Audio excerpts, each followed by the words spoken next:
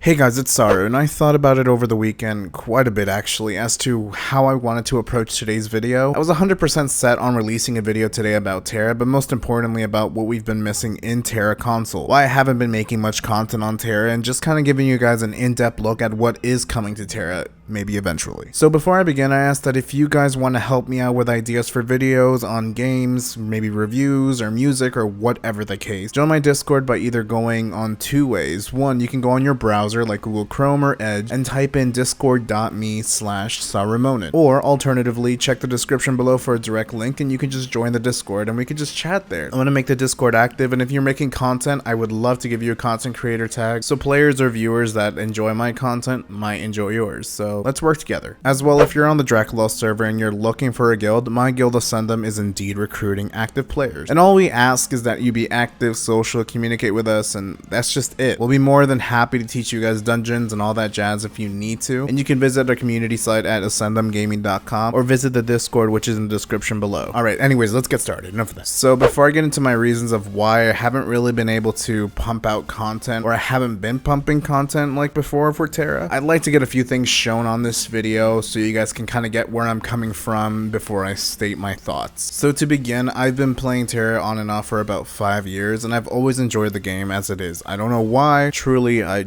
don't know why, but I always come back, and to me the game is essentially World of Warcraft for others, if that makes any sense. I just always come back, I don't know why. Some of the cool things that I loved about TERA, and I'm going to start heavy here, is the guild system. It's honestly one of the greatest guild systems out there in any MMORPG, but for TERA console we just have a simplified version that's pretty garbage, quite frankly. And I'm going to log into my old ass account for TERA PC and kind of show you guys what it's like. Now, I haven't logged into this for months, and I mean like 6 months at least. So let's get started with this. Please ignore the fact that I have a huge head on my character. I'll fix that later. So pulling up the guild system, immediately you see the guild details, which is kind of a more detailed version of what we have now. Players that have left, the guild leader, how much funds we have as a guild, how many members we have, and what the guild size is. Along with that, with what determines what those sizes are. As well, we have our guild level and our custom logo and all that jazz. Oh, and there's Guild Wars. Anyways, here is what the member list looks like on PC, and it's something that we desperately need on console. You can see the last time that someone logged in, where they last were, if they are currently online, so it'll show that I'm in Mount Tyrannus right now. You can also organize the list per location, contribution, level, class, name, and position in the guild, which, by the way, you can change the names of the roles. Like officer, you don't really need to name it officer or devoted member on console. You can actually change it to something else on PC, and you can give them specific permissions however you want. It's a rather big permission list rather than what we have right now. There's also guild quests, which will give your guild gold and XP, which is needed for the next tab, and I'll show you guys after that. You can filter what you want, as these are dailies and you just complete them as a guild or by yourself, really, but the more people that do them, basically the more gold and XP you guys get. Per the size of your guild, however, you have bigger and more difficult quests that you can do, which basically means higher rewards, and in turn will help your guild level up more. So why do you need to level up the guild? So you have guild skills, which as you can see here, they all have different effects that you can max out with guild points that you have, which are earned by leveling up the guild. There's tons of different abilities, like giving guild members more power, more crit factor, more health, more MP, more anything really. Even at the very last, giving your members PvP defense. And quite frankly, it's one of the most important integral parts of the game. Why? Because it gives the players some motivation to play every day, and some incentive to actually be in a guild, which is what is lacking in TERA console right now. Now, that's the guild system, and like I said, it's cool and it's its own little thing, and I hope it does come soon, because it's been, what, almost 3 months since TERA console came out, and a lot of players have left. A lot of my players have left, because there's no guild system. There's no reason to be in a guild right now, and there's no content. We'll get into that afterwards. The next huge thing, which is something I'll probably make a guide on when it does come up on TERA console, is the brand new gear system. And you guys have kind of heard me talk about this a little bit, so I thought I would have a video of me kind of showing you what it's kind of like. So the old gear system uses feedstock, alkahest, and all that jazz to kind of level up your gear and your weapons and all that stuff. We don't have that. We don't even have circlets or face masks on consoles, so which face masks just recently came out, so I can't really blame them. So a good example of the new gear leveling system is something that I will show you guys here with my weapon, for example. So to level my weapon just from +3 to +4 on this specific phase, which is frost metal, I would need these items, which luckily tell you where they drop and where to get them, so it's not too hard to kind of figure out where to grab them. Plus those emeralds that you guys have been selling, and 741 gold, and a 63.55% chance of succeeding. That means a 63.55% chance from getting from +3 to +4. Now you can also level up that chance by leveling up your item. If you see where it says item XP, the more you play with that item or gear, the higher the chance it's going to be for you to upgrade that item. You can also try to forcefully upgrade it by just putting all the things anyways if you have like a 1% chance, and you'll probably fail, but if you do fail, it'll increase your chances as well and give you some item XP. This literally goes for anything, even your brooch. You can't enchant, but you can upgrade it to the next phase, which is your Quatrefoil Brooch. You need silver plates, formulas, ornaments, shards, and 2 diamonds, and 528 gold, and that's just to get it, and that's just a 10% chance. Of course, this brooch has 2,810 XP out of 80,000, so obviously the chances would increase if I played more with it, so it makes sense. So you can do this with your belt, your gear, everything. The cool thing here is that you don't even have to farm gear. Once you just get it to +9, you can upgrade it to the next set of gear. Like my earrings or my rings, you can upgrade it from daylight to entropic. Now, when the new gear system comes, what we start off with the gear system is called Guardian gear. Ironically better than the Guile gear that we have, and everyone gets it from Dougal at 65. So opening this chest will give me all my Guardian stuff, and I'll show you guys what you need to level it up and getting it just to the next phase. So you'll get an Idonial armor coupon to choose whatever you want, and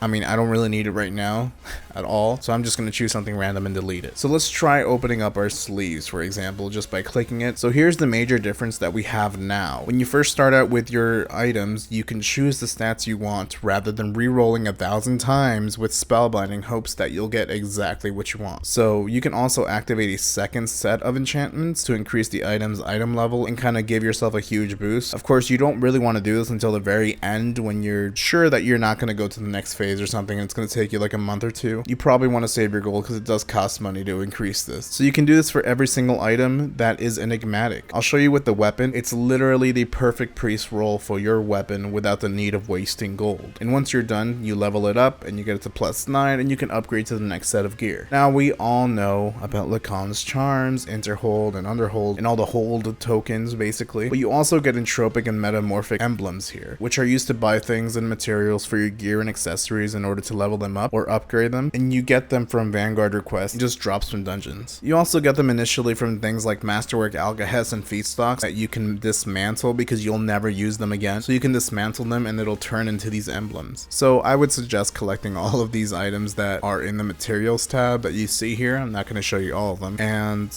hoard them, and when the time comes, just dismantle them and then you'll have all these emblems already. It's a pretty cool system and it uses a lot less RNG, but it's more gold reliant, which is whatever because you get about 200,000 gold pretty easily just by doing Island of Dawn dailies if you do them every day 26 times at least. So even the fashion coupons offer different things like the zebra mount and the Nexus mount, costumes, cosmetics galore, and of course let's just end this segment by restoring my head. So yeah guys, I mean, I don't really have to explain now why I don't really make much content on TERA console, but there are 3 main reasons. 1, I really need an incentive to play, and there's no guild system, at least no real one. There's no real endgame content other than repeating the same dungeons over and over and over again, grinding for things that necessarily won't even make a difference at the end of the day because the new gear system will come and it's not really going to do anything, and quite frankly it gets boring. So as someone who has been playing this game for almost 5 years, I'm just not having fun with an old system that I know is just going to be wasting my golden time. And when there's no real reason to even be in a guild, no guild buffs, no XP, no guild competition for actual guild content, no guild wars like Civil Unrest, it's just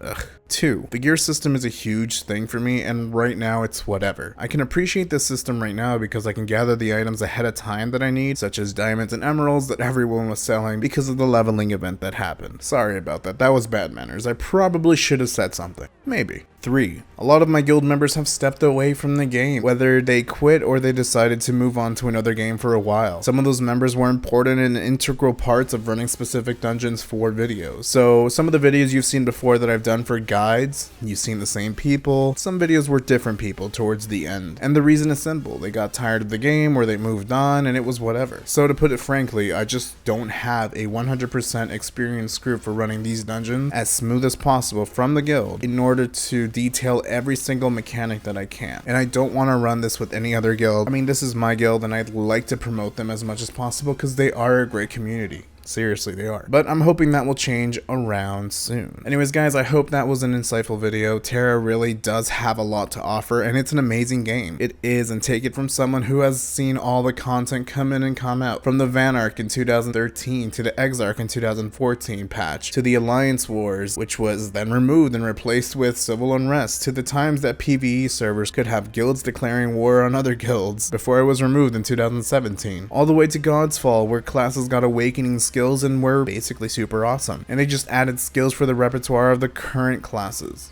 Well, some. Not all of them got it. It really is a great game, but TERA Console is making a bad impression on a lot of new players that have never played before, and I urge you not to blame NMAS Entertainment for this. I appreciate them, and I'm not speaking as someone who has partnered with them, but as someone who has been a complete asshole to them back in the day, someone who has seen their struggle and since learned that the only real thing they control are loot box events and community events, or just some at least. If you want the game to grow and flourish, speak out. Sure, I agree, but do it to Bluehole, because they're the developers and they're the ones holding back the content. And I have an entire video where I speak with Tenek127 about this and how this goes about. In fact, my segment on the part 2 explains all of this. So go watch that if you really want to get more informed on how content works in-game when it comes to NMAS and Bluehole. Anyways, much love to everyone. I'm super stoked that we reached over 4,000 subscribers now. I've yet to be monetized. Thanks YouTube for that. And here's to 5,000 or 10,000. You guys keep me going and motivated, and I really want to deliver the best content that I can for you guys. So if there are any games that you guys want me to cover or anything, let me know in the comments below. And let me know what you think about this entire video in the comments. Let's discuss what can make TERA Console better. Let me know. Subscribe for more content and click that gorgeous little baby bell to be notified when I upload a brand new video. And as always, till next time, friends.